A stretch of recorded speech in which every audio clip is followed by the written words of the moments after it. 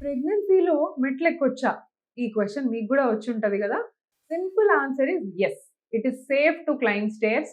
Early pregnancy గానివ్వండి, late pregnancy గానివ్వండి, కొంతమంది కొన్ని కండిషన్స్ ప్రెగ్నెన్సీలో మనం అవాయిడ్ చేయమని జెప్తాము. అందులో ఫస్ట్ కండిషన్ ఒచ్చి, మీకు ఆల్రెడీ ఎర్లీ ప్రెగ్నెన్సీలో ఎప్పుడన్నా బ్లీడింగ్ కనిపిచ్చింది, లేదా అబార్షన్ అయ్యేటట్టుగా ఆల్మోస్ట్ మీకు థ్రెటన్డ్ అబార్షన్ ఇవన్నీ రిస్క్స్ ఉన్నాయంటే ఖచ్చితంగా స్టెప్స్ వాడడం అవాయిడ్ జేయండి. అండ్ ప్రెగ్నెన్సీలో కార్డియాక్ డిజీజ్ ఉన్నా, లేదా ఇంకేదైనా హైపర్ టెన్షన్ ఇలాంటి ప్రాబ్లమ్స్ ఉన్నా గూడా కొంచెం స్టెప్స్ ఎక్కడము ఆపేస్తే మంచిది.